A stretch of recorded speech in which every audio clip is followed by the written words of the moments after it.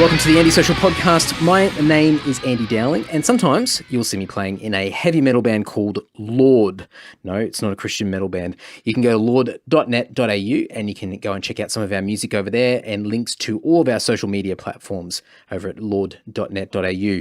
In addition to being a bit of a muso at times, I'm also the host of the Selfstarter Podcast, which is all about small business, self-employment, and freelancing. If that floats your boat, you can go over to selfstarter.com.au and go and check that out. I have been announced as a finalist. I had to try and spit that one out. A finalist for the 2018 Australian Podcast Awards for the category of Host of the Year for the Selfstarter Podcast. So that's pretty exciting. That is being held, or the awards are being held on the 5th of May in Melbourne.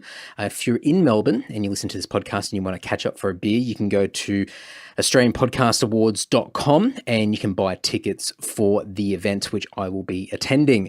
And you can check out all the other podcasts that are featured in the categories all over on that website as well. So thank you very much. And thank you to the Andy Social Legion who have supported me with my new venture being the Self-Starter Podcast. So thank you very, very much.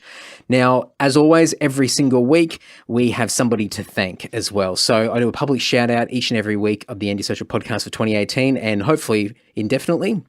And this is for people that support me, support the band, support Self-Starter. It could be just Andy Social itself. It could be myself personally, whatever it might be. And it could be leaving reviews. It could be sending me messages of encouragement. It could be buying merch, shouting me a beer via the andysocial.net website, whatever it might be. It all helps me and keeps me motivated and driven to keep this podcast and everything that I'm involved with moving. So, this week's shout out, this week's thank you is for Brendan Smith, Brendo from Leeton in New South Wales. I've never been to Leeton before, but maybe I might have to go out there. There's a few of you guys out there that I know, so I might have to venture out there at some point in the near future. But Brendo is, I think he's invested a whole house of value in everything that I own or am involved with. He's bought a whole bunch of music off me. He's bought some Anti-Social merch. He's bought Lord merch. He is just an avid fan of the band and also a lot of the stuff that I'm involved with. So a massive thank you, Brendo, for your support and your encouragement. It means a hell of a lot to me. And as with everybody else, please shoot me a message on Facebook where we chat, and I will flick you out something in the post. I've got a couple of really interesting things I might flick out to you. So shoot me a message, give me a little nudge and a reminder, and I'll get something out to you ASAP. Now, before we kick into this week's episode, and the next probably one or two more episodes will be sponsored by Designed by Jaden. Now, this is my first ever sponsor for the Andy Social Podcast after 3 odd years of being up and running. I'm extremely stoked and very grateful that somebody is willing to sponsor this podcast. But Designed by Jaden Fari is a freelance artist. And he does a lot of artwork for bands, a lot of album covers and merchandise, and he has some incredible work. So if you want to go and check out his stuff, you can go to designbyjaden.com, and that's JAIDEN.com, and go and check out what he is all about. Now, if you love his artwork and his style, and you think that maybe his services could be used for your band or maybe your business, he could do a business logo for whatever your venture is. If it's something that might float your boat, then what we're doing is Jaden is offering some free artwork for one person that's an Andy Social listener, and all you need to do to be in the running to win some free custom artwork is to leave me a review somewhere on the internet. Now, it can be on Facebook, it can be on Apple Podcasts, it can be, I don't know if you can leave a review on Stitcher, but if you can, then that will help. Anywhere and everywhere that you can possibly leave a review for this podcast will go a long way for me. But if you do, flick me a screenshot or a link to that review so I know, and I will go through all the reviews by, I think it's the 6th of May, I believe, day after the podcast awards. So Sunday, the 6th of May, I will find a lucky winner from all those people that are leaving reviews and hopefully be able to hook you up with some amazing artwork from Jaden. So if you want to go and check out the stuff, go to designbyjaden.com. A really talented guy. I wish I had not even half. I wish I had like a millionth of the talent that he does. I just don't have patience or any artistic skill to create any artwork, but he's incredibly talented. Go and check it out, designbyjaden.com. Now, This week's guest is an old favourite of mine anyway, Stephen Ryan. So if you are a long-term listener of the Anti-Social Podcast, you will recall that Stephen was on a very, very early episode of the podcast, being episode 11. And it wasn't the best recording because I recorded with a room mic outside a pub in North Sydney with a lot of wind, but it came out okay. You can understand what's going on. It's all right. And if you haven't listened to it, definitely go back and listen to it because there's some really, really great stuff that we spoke about. But I've known Stephen for years, and he has been on one incredible journey. And our origins, where we first met, were through music in the local Sydney scene. He used to run a web zine and take a lot of photos of bands at live shows. Also ran his own independent record label as well. Really heavily involved in the not just the Sydney scene, but the national scene for a lot of hard rock and especially metal music. And then Steve took a transition. He made a decision to go on a different path, and over the years afterwards, he built this mini empire where he started buying property, and he did it all himself on a single income. He now owns, now I'm going to get this wrong, but I believe it's 5 properties, 4 in Sydney and 1 in Queensland, in Brisbane. And I believe at last check, his portfolio is about 2.9 million or something like that. It's probably even more now, but it's just absolutely incredible. And he's done it all himself with no partner or no dual income or anything like that. And it goes to show that you can most certainly buy a property in Australia by yourself, but it does mean a lot of discipline, of course. So Stephen's done that. It's been a few years since he's bought the last property, and it's actually around the time that we did the last chat. But since then, he's relocated to Queensland. He's got his business up and running, Interstellar Finance. He has become a fully fledged mortgage broker. He's helped a lot of people. He's made a number of different financial investment decisions that have set him up into a position now where he has made this decision to leave the country indefinitely and go on a bit of an expedition. And he's going to Peru, and he's going to embark on a trip that he doesn't even quite know where it's going to take him, but most of it's going to be in South America, and he's going to travel around and tick off a few bucket list items. But for him, he set himself up financially where he can hopefully be away for at least a year and see where the world takes him. But this is a really, really cool chat. We do a little bit of reflection of where he's been over the last couple of years, but what the future is going to hold as well. And Stephen's a really unique guy and incredibly amazing person, and I'm very fortunate to know him. And Stephen actually helped Jess and I purchase our first place as well. So Stephen's been a really integral part of big milestones for us in our lives as well. So you'll definitely hear in the way that Stephen talks that he's a very sort of switched on guy and very highly motivated and very self-aware. And I hope that many of you that are listening are going to get something out of this as well, and hopefully plant a few seeds to not only get out there and explore the world and learn more about what's around us, but probably look inside as well and see what else we need to do to get better as people. So lots and lots of stuff here. Please go back and listen to episode 11 as well. It's not as bad as what I made out. I'm just a little bit self-critical. It is a good episode, and it's not that bad to listen to. But enough of me, enough crapping on. Please enjoy this episode with Stephen Ryan. How's things? Give me a few beers into the night. No. Oh, not yet. Yeah, things are excellent up here, mate. Life is very good. New chapter soon, so yeah. Very excited about things. Doing a lot of reflecting and introspection recently as well. So yeah, looking forward to the chat. You back on the Gold Coast at the moment?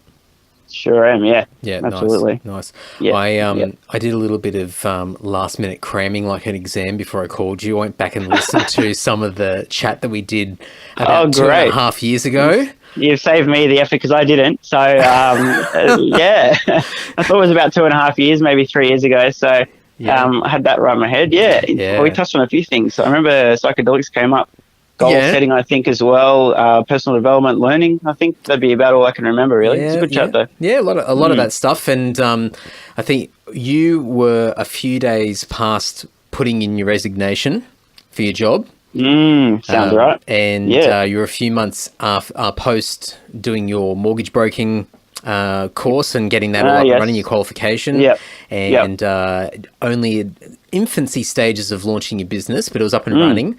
So you're about to sort of dive down this big dive into the abyss of the unknown and part unknown, but there's my favorite place to be. Yeah. Hang on, I'm all over the shop, but I guess the big thing that I was going to ask you straight off the bat, is have you had a PR team behind you over the last couple of years? Because it seems that I don't know. It looks like you've got a bit of a network of people behind you, putting you into the stratosphere. Got one person on board for that stuff named Stephen Ryan. That's it. But the one man show.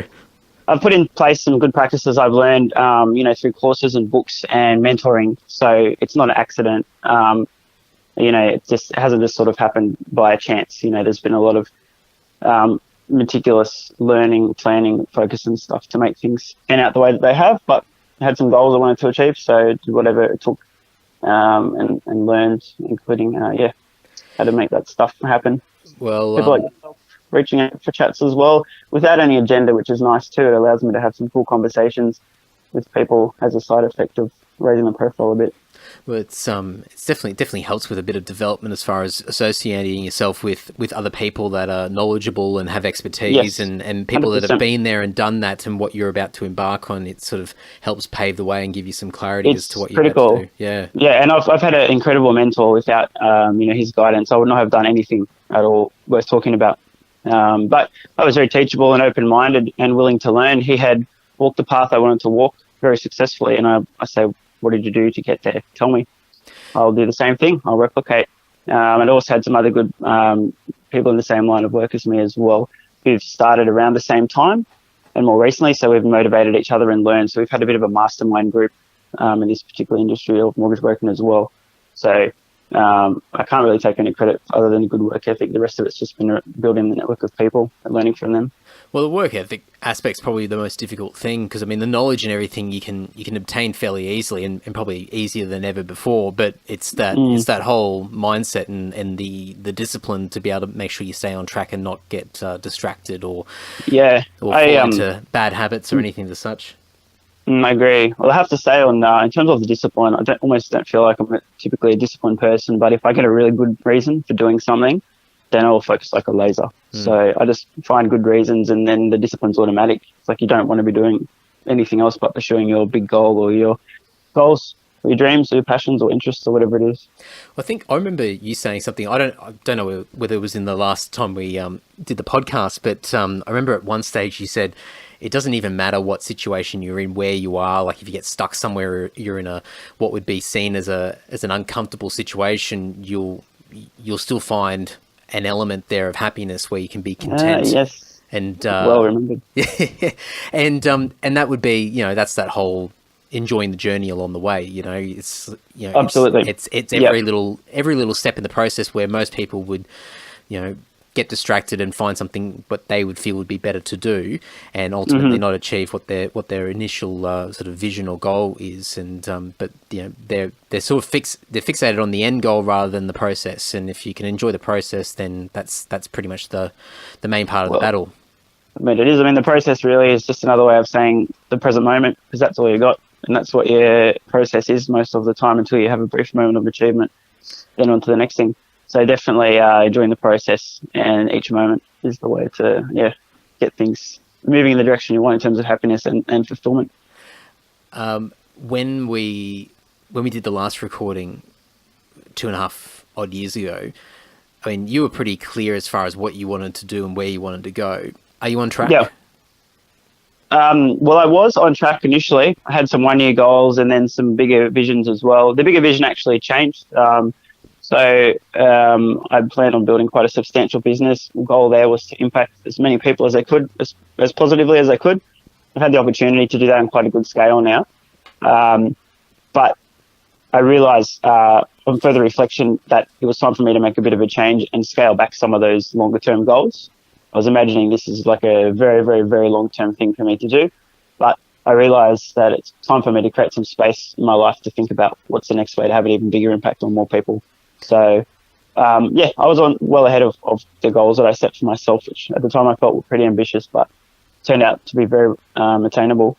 And then just had a bit of a shift of the goalpost towards the end there. So it's worked out very well for mentors and work ethic. Was there a moment, or was it just a gradual sort of like a natural progression that put you off in another path, or was there something that sort of went, I've got to change? I wish that there was a single catalyst that I could identify. But to be honest, just a bit of a process of realizing things sort of just didn't feel perfect. Something not perfect in terms of life. And obviously, what had happened in my particular case was that as a person, I'd stopped getting out of my comfort zone and growing. I learned very quickly my trade. I worked hard, long hours with great mentors around me, and just went flat out. Got so much done and did quite a lot in a short period of time. Then I started to just plateau a little bit. And the reason for the plateau was that the goals that I'd set for growing my business weren't actually really aligned with, my most important values. So, I want to help lots of people, but why would I want to grow like a franchise or mortgage company when I feel like I've got so much more to offer than just helping people with their goal setting and their financial side of things? So, just got a bit of a feeling there over time of building, and I sort of did some goal setting and went through all those processes and figured out time to make a bit of a change, throw myself over a cliff and build a parachute on the way down, so to speak, in terms of getting out of the comfort zone and shake it up just like I did 2.5, 3 years ago. Was that a surprise to you in the sense that, if you go back a couple of years where you had that sort of path and those goals in place, whether it just be a 1 year or sort of short-term goals, but even just to think like, could you have predicted the path that you're on now 2 years ago? And was that unpredictable nature of it something that surprised you, where you thought, even now with this next chapter you're about to embark on, I guess you understand a lot more, and it's probably a lot more clearer that life's pretty unpredictable and you don't know where it's going to lead you. But was that something that you had to sort of mentally go through and try and work out, to think that, like, it's almost like, I don't know, the feeling that I get from it, and I notice this in my life, is that nothing is forever. And I might have something that I identify with right now, and it might be, it might even be this podcast, it might be the band, it might be, having this house, it might be this particular chapter, but that's not forever, and life continues to evolve and change, and that's how you grow. Absolutely, yes. I've learned that about myself these last couple of years, particularly with the change in what my perceived direction was 2 years prior, is that I certainly think I'm going to be headed in a certain direction for a certain amount of time, but I'm not so rigid that I will continue to go in that direction without coming up for air, taking the helicopter view and looking at things and assessing and going, is this still the right path to be going? Is this still the right goal? And that's what I've done here. Something wasn't quite right there. Figuring out what it was me really just coming up for some air, trying to work it out. So I definitely have a lot more grayness to my language now, in terms of I will be doing this and that, and not this and not that, and timelines and things. I've got my whole life sort of planned out now, but it's very tentative.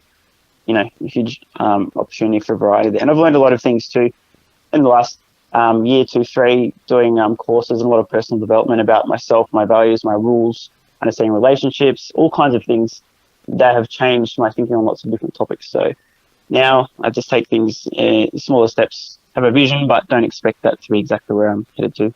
Last thing I wanted to do was wake up as a 50 or 60-year-old, having built this huge mortgage empire, and then going, hang on a minute, was that the most fulfilling and, best way of contributing with the last 20, 30 years of my life? It probably helps as well that you went through all these previous chapters of building things, what has become a career or a career path. I hate that word career. It sounds so old. but you've built a business, and you've built a skill set, and you've been able to find success doing that. But you've also personally, from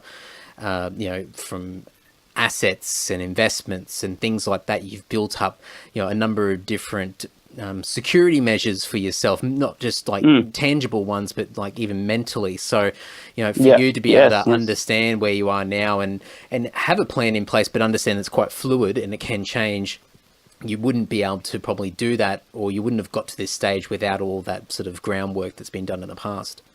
Yeah, that's right. And fluid is definitely the word there too. I'm heading off overseas soon, indefinitely. So I don't have a timeline whatsoever for the trip, nor an agenda after the first city I landed. I'm just going to go where the winds take me. So I think having an openness like that, or having the option to have that openness now, is really going to be a good period of growth. How long's the preparation been to get to this point where you're about to sort of just jump into it and just go, oh, I'm going, and don't know when or if I'm coming back? Yeah, I mean, there's been a period there of figuring things out. I think initially that thought sort of appeared around 6 months ago, but took a while to clarify what was going on there. This has been a matter of getting certain on that, and then finding out and conceiving a few ways to sort of wind things down and make sure that all my clients are in really wonderful hands as well going forward, so that I'm doing the right thing by everybody that I've worked with previously. With all the great relationships that I have with all my clients, is super important to me to maintain, and for them to really be finding a good home. There's a few compliance loose ends, and learning a little bit as well about some tips for traveling lightly and long term, all those kind of things, and being a bit of a pin cushion with the vaccinations and stuff as well. But it's been a period of transition at the moment, from working like a maniac to winding stuff right back. So in a couple of weeks or so, I think I'll be off by the time this comes out. So you think? I was going to say, you think, like, have you booked the tickets yet? The first? Not yet, no. So I'm waiting on a few folks on the other end now, just in my industry, to tie up some loose ends and do a bit of housekeeping. Yep. So that they're happy to sign off on me leaving the industry. Once that happens, I'll basically be on the next flight to Lima, Peru. Incredible. And is there a feeling of anticipation now where, I mean, I just look at people that wrap up a job and they're getting ready to leave, and they've put their notice in and they're working through it, and people, I mean, it's a completely different scenario in the sense that it's not something of your own, but you see people start to check out and they're thinking about the next thing more so than what they're currently in and what they're doing, because you're so close and you're getting so close to just tying off these last few things. Are you getting that sort of that angsty sort of feeling, like you're ready to go, or is it more of a sense of calm and you just know that it's coming regardless, and it's just a level of patience? I would assume from the outside looking in that it's going to be the latter, just given who you are and what you've been through. But I'd be interested to know what you're feeling at the moment. Yeah, definitely the latter there. But to be honest, I'm not giving it a huge amount of thought. Once I decided it's going to happen, I did a little bit of homework and figured out, right, I'll fly into Lima in Peru. I'll learn Spanish when I arrive. I'll learn salsa when I arrive. They'll be two very important skills in my travels. And that's it. The rest of it we'll figure out. I haven't been spending too much of my time thinking about the rest of the trip, because I'm trying to enjoy the present moment, like every 1 second at a time. So to be honest, not too much anticipation. I really haven't been thinking about it much. Once I decided that was the moment, that it kind of left my my conscious mind. I wasn't thinking about it anymore. I just want it to unfold. But I have spent a little bit of time reading a book that had inspired this whole trip, rereading that, and also writing down some travel philosophies, mostly pilfered from that author, Rolf Potts. And the book is Vagabonding, if anyone was curious. Yeah. So I have spent time developing my travel philosophy and rereading that book. I've known about that book for quite a few years, and it gets mentioned. Me also. Yeah, but I am shit scared of reading it, because I'm was also. Yeah, I'm worried if I read it and everything drops and I'm out. Well, hey, it happened to me. So, I mean, it was timing-wise as well. It was the right time. I was open for ideas and change, and so I knew something was needed to change, and I sought out that book after knowing it might give me some ideas of an option that may or may not work. Rule it out or maybe consider it. But yeah, he's got some great ways of thinking about travel as well. I think it's going to be a really, really enriching experience, a lot of growth. I read a book probably a couple of years ago now by a philosopher from the UK, and I always pronounce his name wrong because it's French, but it's Alain de Botton or something like that. And he is the founder of the School of Life, and they've got they launched in Australia a few years ago as well. But he's written a whole bunch of books over the years, and one of them is about I think it's called The Art of Travel, and a lot of his literature and what he writes is on the pessimistic side of life. And his whole approach... That's why I've not read any of his material. Yeah, but it's quite interesting because I wasn't attracted to it initially, but his whole angle is that if you understand that aspect of life, then you tend to enjoy life a lot more because you understand, you appreciate what you do have. Because yes. Many of us are trying to aim for the next thing. We're trying to aim for that goal. It's going back to that whole journey aspect. And a big scenario, and he paints this picture about saving up, having this dreary office job and, working 9 to 5, Monday to Friday, working for the weekend and saving your pennies. And then once every few years, you save up enough money to go on that tropical holiday. And you get there and then you realize that you're in your hotel room and then you're too scared or you feel too anxious and you don't want to go outside. You don't want to associate with anyone. You don't want to speak to anyone. You start to get a little bit sick.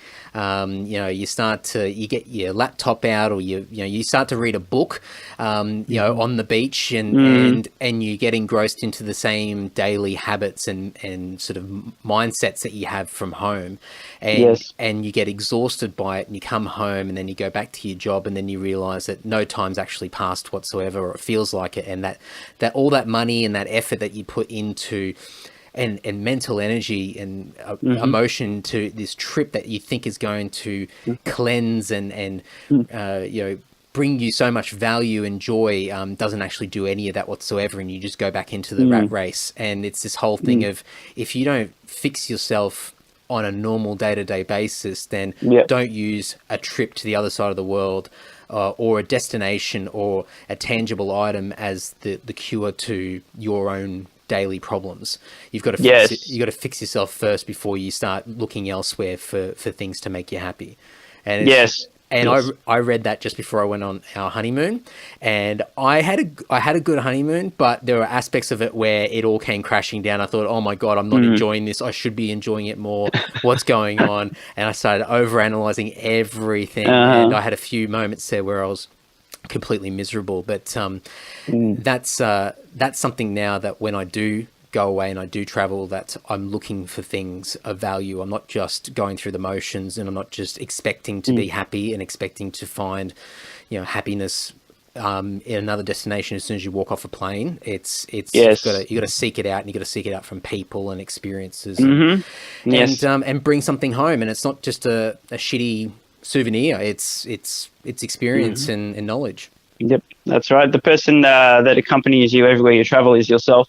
And so, if you're able to enjoy yourself, good, just moment to moment existence, you'll be very happy on holidays. But if you're using it as a distraction from your normal life, your regular life back home, definitely, not the best way to enjoy yourself. So that's part of the reason that I've built up these travel philosophies, mostly from Rolf Potts, because I don't want to be falling in that trap. I really want to be, optimizing my experience and creating space for things to happen and unfold. Things like wandering until my day gets interesting, jumping on a bus until the last stop, and then hopping off and just seeing what's around and exploring on foot, rather than have a guidebook and go, I've got to go see this monument and I should take a selfie here, and, all those kind of things. Certainly historical sites and things will be of interest too, but really about getting lost on purpose and these kind of things, to just be content moment to moment, regardless of what's happening or where I am in the world.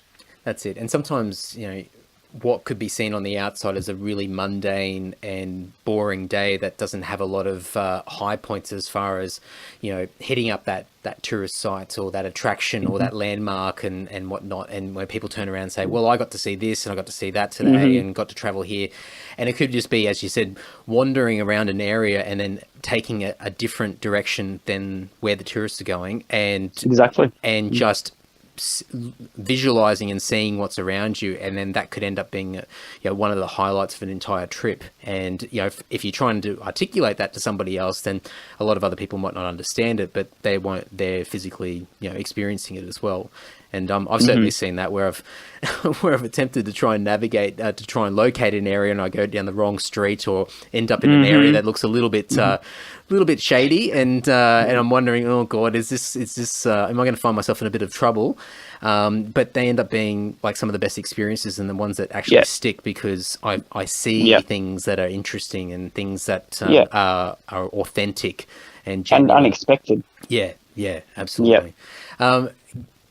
South America is obviously, if you're going to pick anywhere to go, one of the more interesting places in the world, and something that's definitely a hive of activity. And obviously, I'm painting it with a very broad brush, but is there any particular reason why South America is your first starting point? There is, a couple of reasons. One, it's going to be fairly out of my comfort zone. Very few English-speaking natives there. And I know no Spanish at all at this point on purpose. I really want it to be a challenge and a strong learning opportunity when I first get there. So I'm going off the deep end. It's not somewhere like throughout most of Asia and Europe, where people generally are educated to speak English at school as well. So you can still have a half conversation with many people in the streets there. South America, quite different. There's a huge variety in the geography, the wildlife, the people, the Chile Andes, there's mountain climbing opportunities at great altitude as well. And you've got the Galapagos Islands off Ecuador as well, the Ecuadorian coast. That's been a bucket list thing for quite some time. And it's also quite economical as well. So getting out of the comfort zone, seeing some things I haven't seen before, and actually being able to do so on a very reasonable budget, it'll be far cheaper for me traveling per year than it would be for me to live back in Australia. So that's a pretty important consideration as well, because it wouldn't be feasible, if it was going to be costing double or even the same as it would here. Yeah, that's the fascinating thing. I was talking to someone else not too long ago, and they were saying, they were weighing up, or they had just started toying with the concept of living in Indonesia for 3-4 months a year, and they worked out that once you weighed up all of your day-to-day costs and expenses, all that sort of stuff, that it worked out far better financially to get out of the country for a few months and live somewhere else, and then just come back and then get some work done and get the main things done, but then escape again. And I think it's breaking a lot of those old norms that we've had, and international travel was always expensive, and it was something that for a lot of people it was a select few that were able to do it. And obviously that's changed quite a bit now, but I think a lot of people still sit back and think that if you travel when you saved up some money and it's for a holiday and it's for a set period of time, and then you come home and you get back into whatever you were doing beforehand. So it's really sort of breaking through some of those old mindsets. Yep. I learned that from the book Vagabonding, was realizing how reasonable and budget friendly it can be. It's really up to the traveler to figure out what a trip's going to cost them. So I'm sort of looking at a budget of around maybe 20 to 30,000 Australian dollars for a year for South America, and that's not going to be pinching the purse strings. That's going to be certainly not luxury hotels every evening, but experiencing things that will be worth experiencing, and consistent travel too. And another thing too, I'll be taking buses and trains and cheaper modes of transport to have more interesting experiences and get more down on the ground level as well. It should be quite an economical thing to do. And, if I was going away even just for a month or two, it would only be a few $1,000s of expense plus the flight. Well, that's it. I guess in theory, the longer that you're away, the better your expenses are going to be overall, especially sort of having some sort of momentum and having some consistency and routine. And obviously, as you said before, the location of where you're going as well certainly does help, as opposed to going into parts of Western Europe. It could be a completely different story. But it's you said indefinitely, and then you mentioned you've budgeted, or you've sort of put a forecast out for a 12-month period. What are you thinking at the moment? Is it sort of like a minimum 12 months, and then you're going to sort of start to review closer to that 12-month mark and then go from there, or what's it look like? No. So I guess, as I touched on earlier, I'm keeping things quite open just in general. No idea. It feels at the moment like it's probably going to be 12 plus months, but it could be 6 months. It could be 6 decades.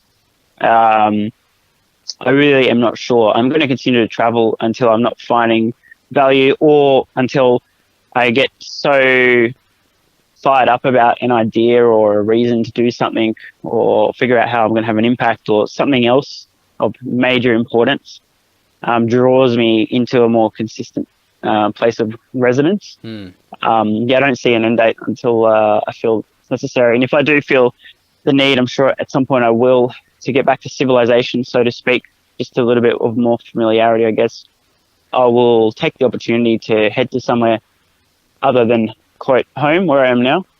Might head off to a city in the US or something like that, just to feel that state, that need, that hunger for a bit of familiarity before I kind of resume. So very hard to say. I won't predict, because I'm usually wrong with, I'm pretty good at goals, but predictions about the future in terms of where I'll be, not so great. Not so much. Short term, yes, but it's cloudy. I can't see. But that must be so.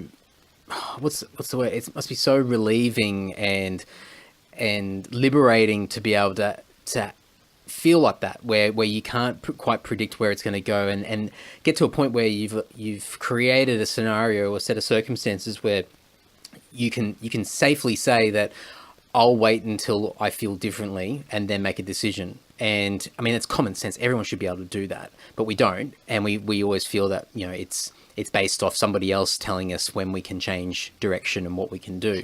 It's such a simple concept, but for you to be able to articulate that like that just then, I sort of thought, man, that's such a liberating thing to be able to say and actually follow through with, and go, it might be 6 months in, it might be 12 months in, it might be whenever. And when my values change, or I have an idea and something that I feel passionate about, then I'll pivot, I'll change and make that adjustment then. But until then I'm going to roll with it and see what the next experiences are going to bring. Exactly right. Let the wind take me where it may. It's incredible. Okay, so I don't know how deep we'll dig into this, and I won't sort of pry too much. But I'm really curious about financially. You mentioned, for just sort of forecasting an approximate sort of 12-month period, 20 to 30K. Yeah. No doubt over that period of time, you save money, you've got money placed somewhere to support you, you got a safety net there, but no doubt I'm assuming, just based off your portfolio of properties and everything, that you've got passive income that's also there as well. What's it look like? Are you going to have sort of steady stream of money that's going to keep coming in as you travel, or is it more of a case that you've got a bucket that you're just going to just gently sort of take from as need be as time moves on? It's a good question. There's a combination of things. I've got some recurring income that will decline, that'll atrophy over time. Then I've got some recurring income that's going to increase over time. Got some mortgage repayments that right now make my whole property portfolio cash flow positive. It's paying me money to hold the properties. But there'll be a period when those revert to principal and interest repayments in 5 years' time, where my cash flow will take a hit temporarily. But in those 5 years, my rents will have continued to increase gradually, which will cover half of that cost. And then over time, those rents continue to increase, just in line or a bit above inflation, 2-3%. Then that passive income is going to increase steadily, indefinitely, and so will the underlying assets. I've also got some ongoing business income that will decline pretty quickly for mortgage stuff. But overall, as long as I'm not frivolous and sensible, I shouldn't, have any major concerns about needing to generate income again for quite some time. And I'll have the choice then, do I work again or do I sell some assets? I've got a number of shares in the US. I've also got a few properties. So if I was to sell whatever needed to be sold to sort of hold the rest of the portfolio and cash flow wise, that's the situation there. So happy to be in a position to have a little bit of freedom of my time now, to own my time, because that's what life's made of. But absolutely. I'm not going to be flying around on private jets and dining at fancy restaurants and things either. There'll be a period there in a few years' time where things certainly are a little bit tighter. So, we shall see. But the happiest time of my entire life was when I was living on $35 a week for grocery food and all other forms of groceries. So living very economically is not conducive to being unhappy. Well, I think it removes. I mean, you force yourself into a situation where you don't have as many distractions and you're forced to be creative with what you've got. And I think that's quite rewarding in itself. And you're able to find happiness in the smallest of things. And I think if you've got too much at your fingertips and too many things that are pulling you in multiple directions, then it's harder to try and maintain a level of, I don't know, clarity and focus where you're desperately trying to cling on to things to seek that happiness. So I remember sort of doing same as you, doing the share house stuff in the inner west of Sydney, and many memories, colourful memories from those days. and 2-minute noodles, go and whatever spare change you had, and it became like this game where it's like, well, I've only got like, I don't know, $4 or $5 to last me like a week or a week and a half. How the hell can I afford to eat between now and the next time I get paid? And you just get creative. And sometimes, the meals were not necessarily the most nutritious of diets. But I think your main staple was beer, was it not? Oh, yeah. Mr. Dowling, I believe. Yeah, so it definitely found a way. It definitely filled me up. That's right.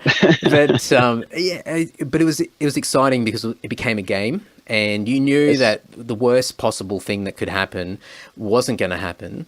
And even if it did, you knew that you could survive. And once you knew that, and that was clear to you, then life just became so much more exciting, and you could roll with it. And it's like, oh, well, I can't afford to do that. Oh, well, never mind. Or, all right, there's that last tin of food in the cupboard. I'm going to get creative with this, and God, it tastes like crap. But you know what? I'm not hungry anymore, so I win. And that's right. And you just keep going. And I look back on that stuff fondly. I wouldn't necessarily want to live that existence forever, but it was necessary. And it's definitely a period that I don't cringe when I look back on. It's and definitely helped me now. I think most humans can find happiness in whatever their circumstances are if they really look for it. So, it's nice to have more options in the future, though. That's why we build our careers and, tuck away a little bit of money and stuff like that as well. A few more luxuries and options, but definitely aren't required for being happy and content or fulfilled. That's right. Yeah, definitely. When we last spoke, I can't remember whether you'd actually bought the Maruka property in Queensland or you're about to. It was pretty fresh, whether it had just happened or was about to happen, or you're in the process of going through that. Now, from my understanding, and correct me if I'm wrong, you haven't bought anything since then? No, I haven't had the opportunity to, because I changed from full-time employment to starting an unrelated industry as a business owner, as a company. Yeah. No chance of borrowing from banks or lenders, except really around the fringes for at least 2 years of financial returns. Yep. I did recently have those 2 years of returns, and I harvested a bit of equity. I remember exactly how much. It was about $215,000 across my whole portfolio, just a little bit from here, a little bit from here, a little bit from here. Stashed that aside in offset accounts with 5 years interest only. So I've got access to that if needed for an investment opportunity or emergency, etc. But I don't plan on needing to use that for a little while. But I haven't acquired any more properties since. It's just been that last little building that safety net. And that's it. And going back, I would have loved to, though. No doubt. I mean, you got a half decent track record so far, so no doubt. You want to keep that going. But I mean, I assume that, like, when we last did the last recording, you knew that next couple of years weren't going to be more acquisitions of property or anything as such. You knew that this is what it was going to look like, and you'd have to sort of take a step back a little bit and pivot a little bit to build another, I don't know, another safety net for you. Yes. Have you tried anything else as far as other types of investments in that period of time? Because obviously property's a big thing for you, but was there new things that you sort of discovered or have immersed yourself in more in the last couple of years while you've had to be forcefully have to sort of pause with the property side of things? So not being able to make property acquisitions, I had to do something with my money. I couldn't bear to sit it just sitting in an offset account, saving me, 4.5% of deductible interest. Terrible. So I ended up purchasing shares in a few US-based companies mostly, and a few China-based companies as well, solely for the fact that I felt I could get a better return adjusted for risk than I would just sitting in an offset. So I started picking up, I guess it's close to dollar cost averaging, where just buying when I could, forget the price, just buy good assets, good companies, and don't worry if it's up or down today or yesterday. Just buy consistently and then just accumulate over time. So I've done that for the last probably 3 years. And of course, I've invested in the business itself as well. Money's, some resources need to go back to get the operations going, and staff as well, those kind of things. And obviously continue to invest heavily in myself, which always pays the best return. But I've been very happy with the share performance. It's very high risk though. If you're a financial advisor, you would literally have a heart attack if you saw my share portfolio. 60% of the whole portfolio is in a single company. Okay. And the next biggest holding is about 8%, and 8%, and then a smattering of 0.5% and 1%. So probably only own about 15 or 20 companies plus a few funds.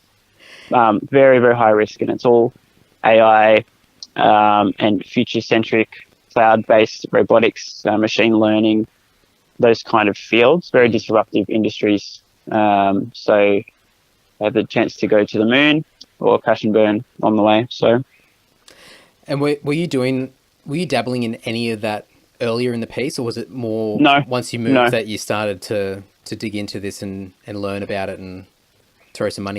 Correct. Yeah. So once I knew I wasn't buying property, I was thinking about what are some other opportunities out there in terms of the risks and stuff. And I figured, shares are very high risk compared to something like the kind of property and the kind of markets and the time that I've been buying in Australia. To be very clear there, been super low risk. The shares obviously carried higher risk, but the thing is, I wasn't looking at it as I'm going to invest in shares. It was, I'm going to find some companies who are disrupting, have great visionary leadership, who are experimenting, who are happy to fail and fail publicly in the name of innovation. We'll continue to push things and innovate and expand, and just disrupt.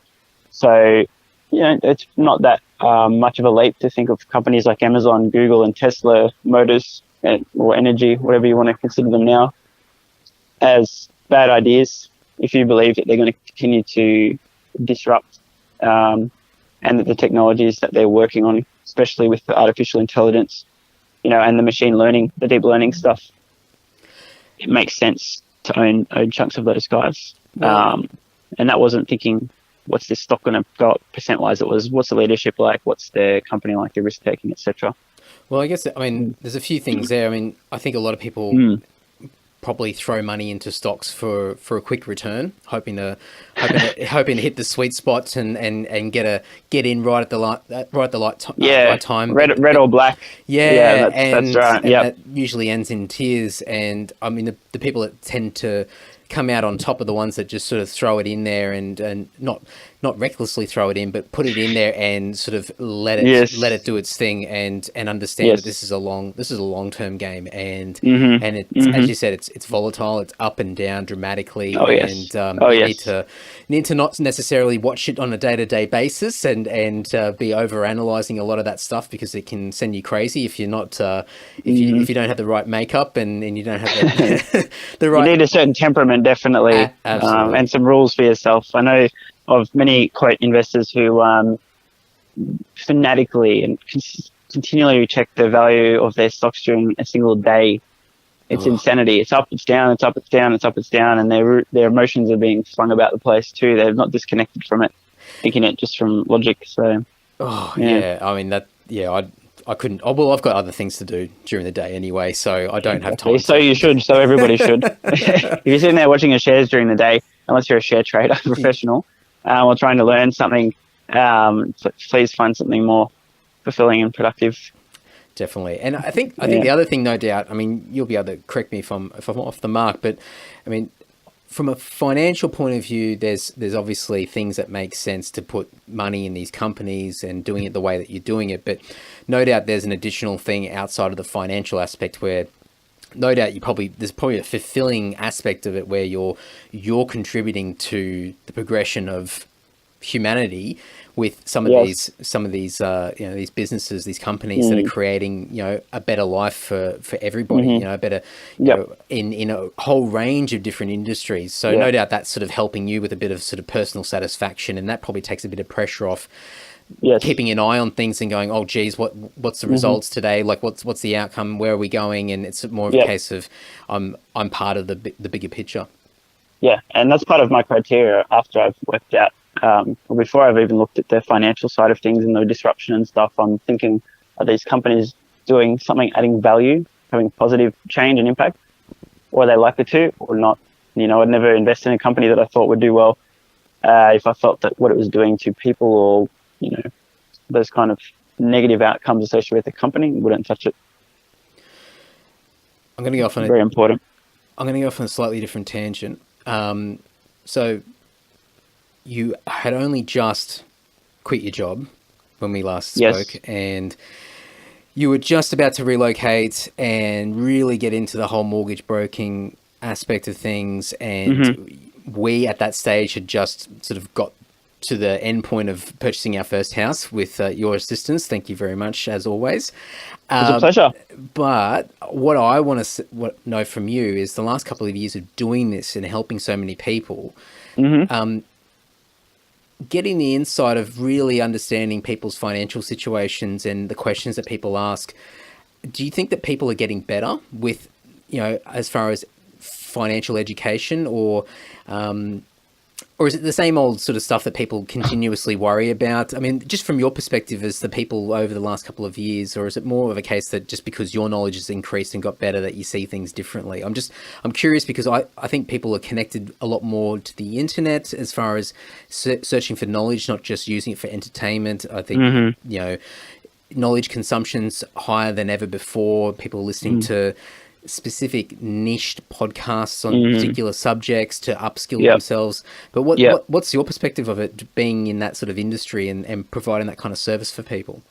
Well, I have a very distorted view of the Australian populace, because the people that I'm working with 99% of the time are very active and focused on wealth creation, early retirement, these kind of things. So generally speaking, yeah, the vast majority of the clients that I work with are all over it. They've really got that financial stuff down pat. Wider population I can't really comment on, but definitely I feel that people have access to more information. So there's no excuse if it's an area of your life that you want to improve. There's no reason why you can't. The information is there. Just find people that have got results and say, what did you do? And then assess, were they lucky, or was that good execution of a plan? Learn from them. It's because my perspective on it all is warped in for different reasons, and that's probably just it's like anybody, you know, as your journey continues and changes and you learn more, then you see everything differently and you see people differently, and I think you naturally gravitate towards people that have similar experiences, or it's that unconscious bias where you find people that have got similar levels of knowledge or similar interests. And so for me, I feel that, you know, and I don't think this is completely true, but I think the majority of people seem to be a lot more aware of their finances, or making a lot better financial decisions and thinking a lot more long term. But then even when you just mention and use that word, like your perspective is a bit warped because of the types of clients that you work with, I thought, well, that's exactly the same as me as far as the people that I talk to. And so there probably is a vast majority of people out there still that are stuck in, you know, older traditional ways of looking at money and looking at setting themselves out and up for later life, and relying solely on things such as super, and you know, waiting for the date of retirement, and you know, crossing their fingers hoping that pension still exists, you know, or it comes back, or you know, there's something out there that's going to save them later on in life. Yes, poignant quote here: hope is not a strategy.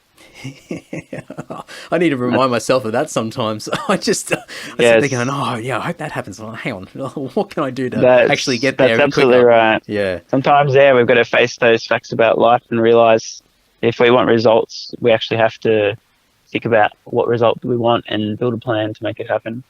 Otherwise, we'll end up somewhere with some things in a certain situation and circumstance, but not what we had planned or desired necessarily. Has the market, the property market, with it being it's changed quite a bit, especially in the last probably 6 months or so. Has that changed a lot with the types of work that you're doing with people through your business, as far as the types of decisions that people are making, the way that they're strategizing about things? Because I think, a couple of years ago, the market was going crazy, and prices were skyrocketing, and there was this mad rush and this desperation to try and get in there and try and find anything that was vacant to try and put your title in, lay your claim down. And I think there's still elements of that in certain parts of cities and across the country, but at least from my non-educated point of view, certain parts of it have plateaued and calmed down a fair bit. Have you seen that sort of stuff, and have you seen people change the way that they're approaching their strategies, or where they're going over the next sort of foreseeable future? There's been minimal change in terms of what my clients have been doing investment wise. We kind of had identified from research and just a general understanding of what drives markets, just the market forces and growth drivers, that Sydney was pretty much, at the peak of the cycle, and it'd be senseless to buy there as an investment for any sort of short-term gain, because things are likely to flatten out long-term for, quite some time, years, potentially a decade plus. So most of my clients have been purchasing up in Queensland and a few in other growth markets or markets they feel there's a reason for growth in the future, to get in at the bottom of the cycle of growing, rather than when there's all this fanfare because it's gone ballistic. So I haven't seen a huge change in terms of what my investors are doing, but definitely the actual lending environment has become a much tougher in the last few years. It's become increasingly difficult to obtain finance for people, especially in that sort of middle income bracket, or with a small portfolio of 1 or 2 properties, to continue to expand that.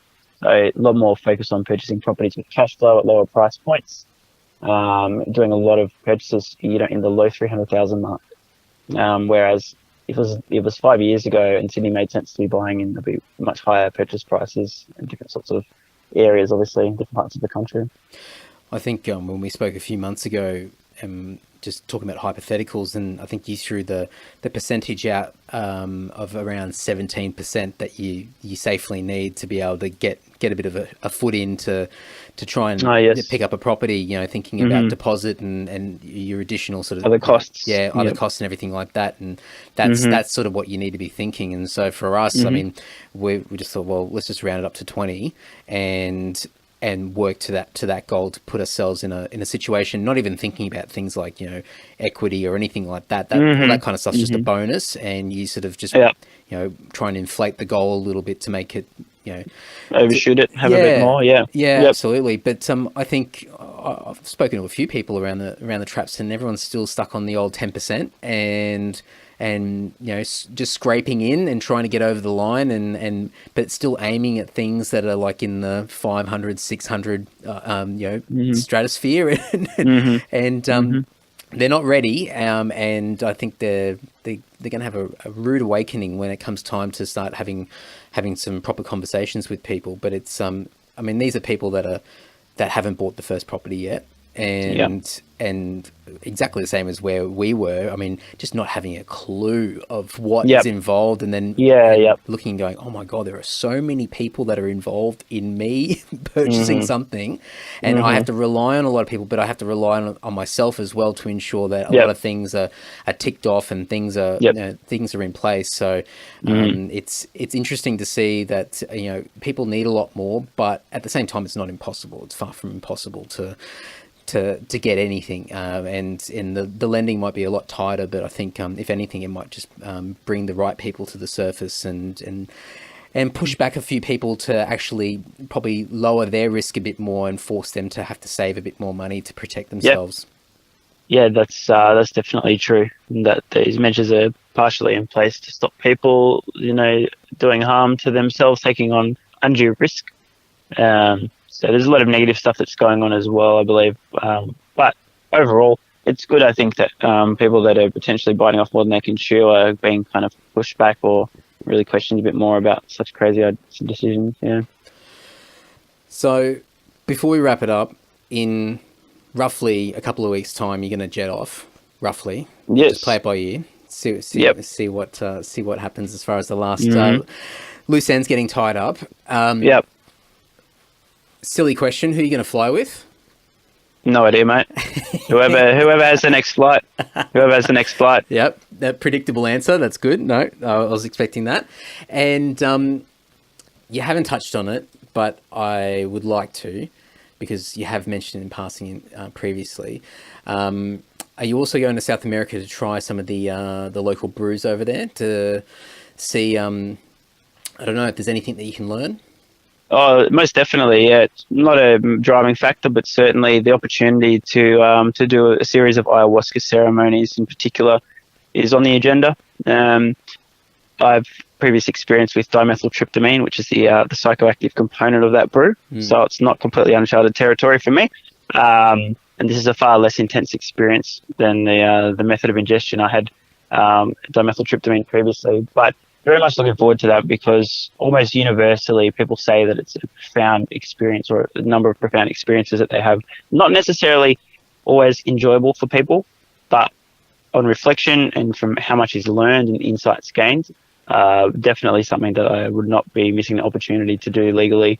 So I'm going to be doing half a dozen ceremonies initially, and we'll see from there. That's not too early on in the trip, I don't think, but pun intended, by the way. But it will definitely be part of the experience. I think it'd be crazy not to, for somebody like me with that level of experience with psychedelics previously, and how profoundly beneficial they've been to my happiness and well-being and direction and future understanding of myself and other people, and my feelings of gratitude, and just overall spirituality and happiness and stuff. It'd be crazy not to take advantage of the opportunity. So looking forward to that as well. Yeah. Because I know hardly anything apart from other people just talking about their experiences and what they've got from it. But are there particular places in South America where it's better to have an experience like this? Is there a particular is Peru like a place where you would have one of these ceremonies, or is there a particular area of South America that you gravitate towards? Generally speaking, Peru has the larger number of the more well-reviewed and documented and liked and appreciated sort of places to do these ceremonies. So most likely we'll do there, but I'm aware that there's plenty of other places throughout South America that you could take part, and you can do it in Australia too, illegally, however. But there's also those opportunities as well. So it's going to be a matter of me of really just trying to have the best experience. And actually, believe it or not, my GP recommended a place. So he asked, was speaking briefly about my plans. I mentioned heading to South America. That's why, I was about to get stabbed by however many needles for the vaccinations. And I also told him openly that I planned on doing ayahuasca ceremonies. And after all of his due diligence, checking, have you done anything like this before? Any family history of mental illness, etc., etc. After his duty of care was complete, his duty of care continued, and he said, well, I did 2 years ago. It was one of the most profound and beneficial and amazing things I've done in my life. I went to this center. I would recommend it as well. So I've got that scribbled down. What better than a recommendation from your doctor on where to do the ceremony? Oh, absolutely. Because one of the questions I was going to ask you is, how do you vet something like this, and what sort of research do you do? Because you hear the good stories, but you also can hear the horror stories where you can go to somebody that's not exactly following best practice, and you can and from what I've heard anyway, I mean, going through an experience like this, you get put into what can be a very vulnerable state, and it can be profoundly amazing and happy, but it can also go in the other direction, which can still be beneficial as well. Of course. But you've got to make sure that you're in a safe environment that can support it. That's why Google reviews are so fantastic. A place with a great reputation and hundreds of positive reviews and detail and information, and recent reviews as well. Usually you're onto a good thing there as well. Even better if you know a traveler that's recently done it. Always speak to people on the ground, that are planning to do that as well. But the internet can weed out a lot of those places. If you're going in someone's backyard, it's very different to an established centre that has thousands of people go through annually. What does it because I'm completely ignorant to it, but what does it look like as far as a hypothetical situation? Like, it's an actual center that you would go to. What would be the process, or what does it look like on a high level? Look, very generally speaking, you'll have a shaman leading either an individual or a group ceremony, which are the people that are partaking in ayahuasca. Usually the shaman will as well, somebody that now have a very intense psychedelic experience at the same time as sort of guiding everybody, making sure everyone's safe, comfortable, etc., etc. If anyone goes in the wrong direction, to bring them back. And usually it'll just be sit down on a simple mattress, a bit of a hut in the Amazon, near water most likely, and drink this brew and have an experience for 3, 4, 5, 6, 7, 8 hours that time loses all meaning, and you just have a internal experience that's so different from our usual everyday conscious experience that you can't help but consider it one of the more profound things you'll experience. So that's sort of the way that it goes down. You do generally live with other people, but it's an internal experience for you.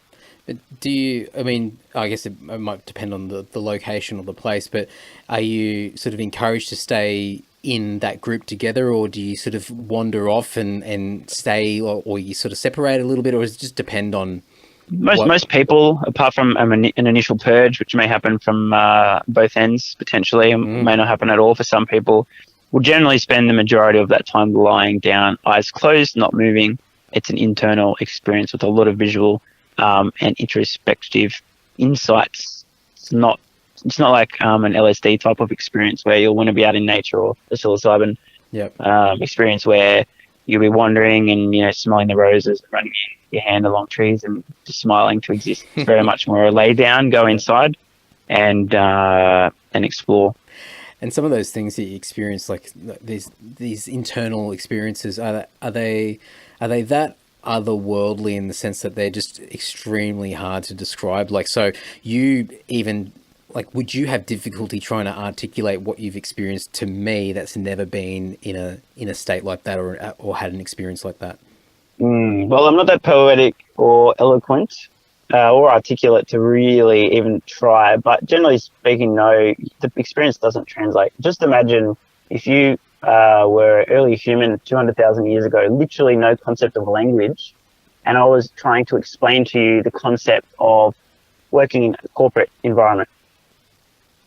I don't even have the tools to convey the experience. And so I can certainly give you a bit of an idea that it's very different, and you have incredible senses depending on the person and the experience of connectedness, gratitude, of peace, of love, of understanding, of being part of a bigger system, whether it's the earth or the entire universe, these kind of things.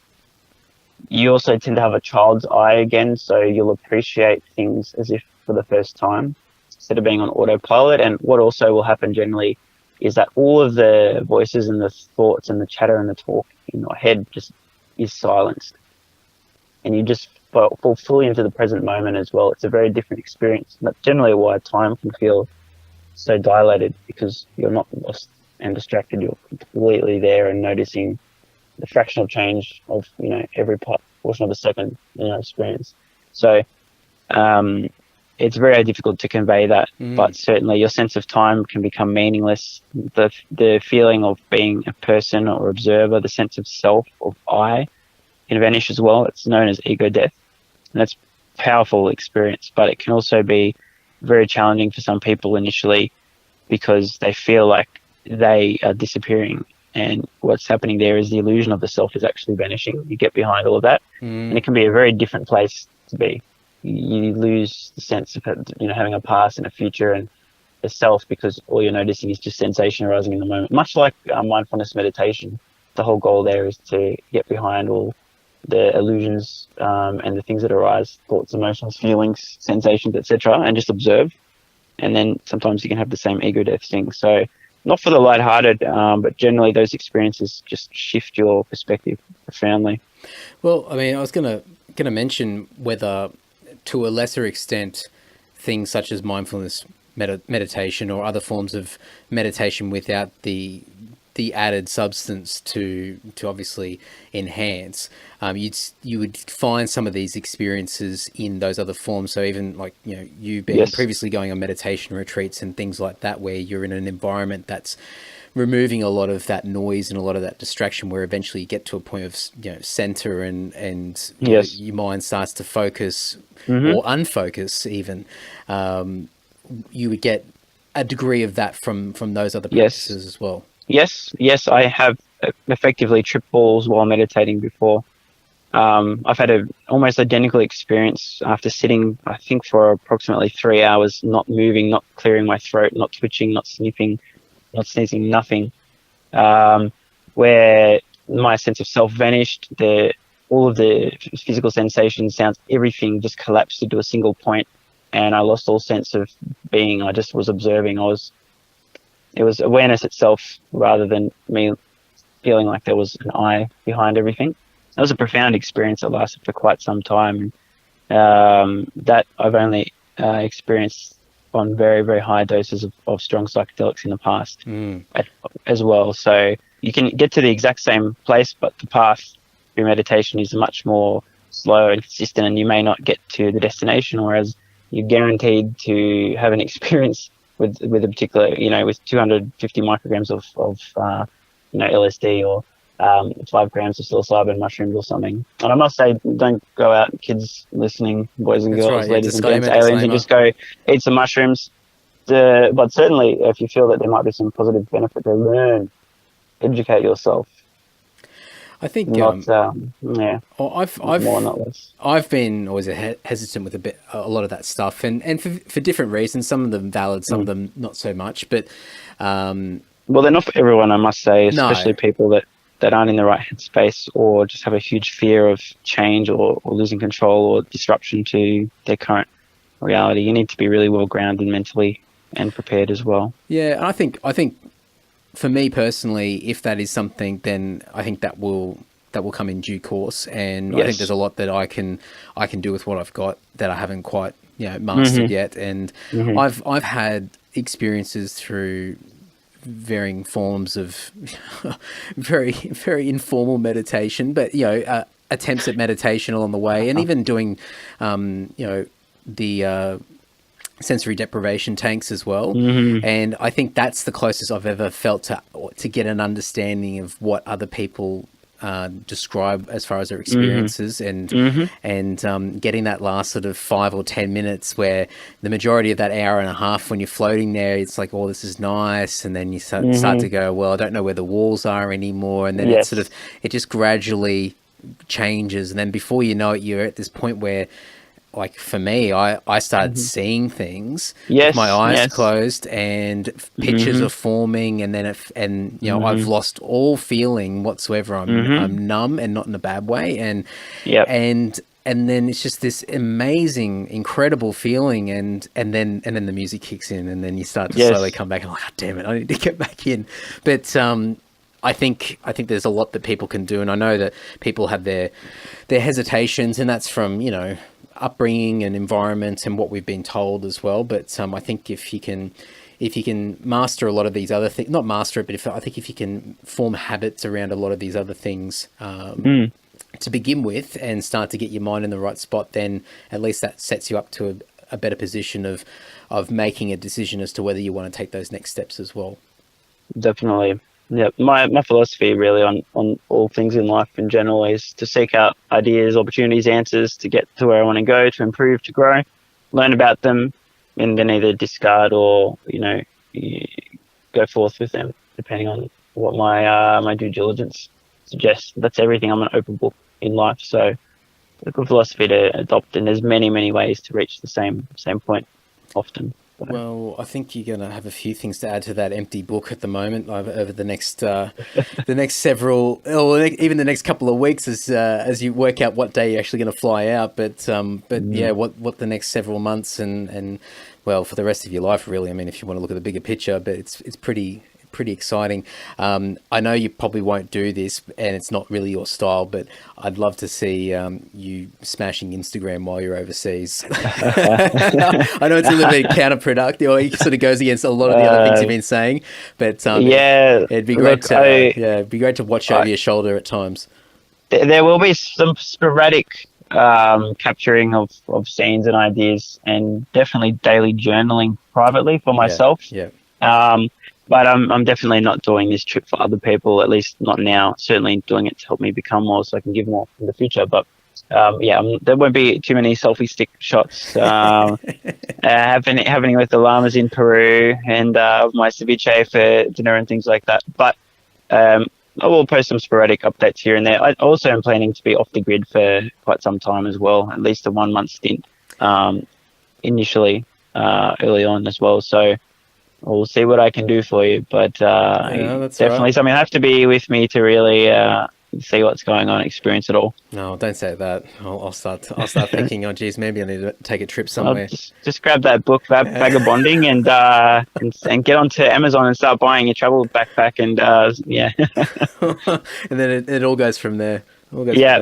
That's right, mate. Well, I will keep an eye on the journey, and even when you're not, you go off the grid for a bit, you'll definitely be in our thoughts. And Jess and I wish you the best and safe travels, because it's I think a lot of people are going to be sitting back and watching with awe, and I think what you have done and what you're doing is pretty inspiring, and certainly opens up the mind for a lot of other people to go, I think there's a few other ways to play this game of life, and here's a few new concepts or some different concepts that we might not normally consider. Yeah, definitely. It's been a pleasure having a chat. I hope given a few people some ideas.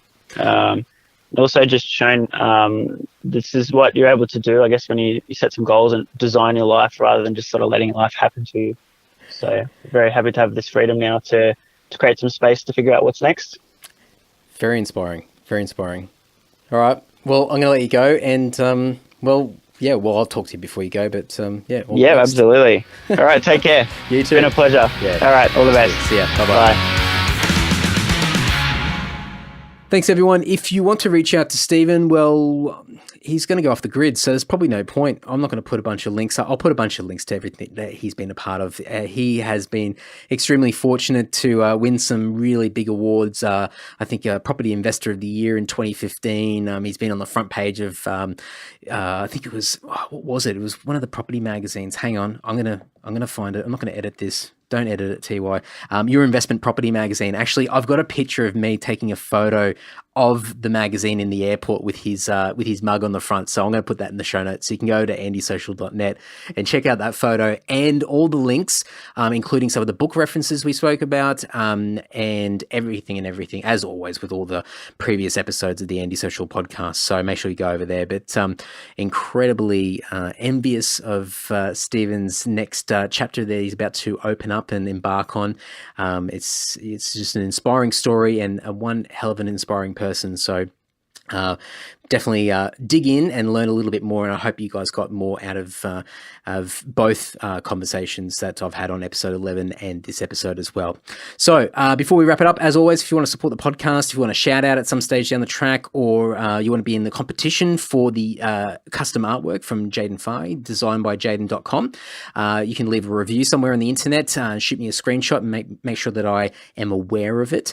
But if you just want to support this podcast in general, in addition to just listening to it, thank you, by the way. You can leave, love hearts, likes, tags, all that sort of stuff on the social media platforms. It goes a long way. If you can recommend a friend, that's also a massive help for me as well, especially if there's a particular topic that you know someone might get value out of as well. So enough crapping on from me. Thank you very much. Until next week, take care. Ta-ta.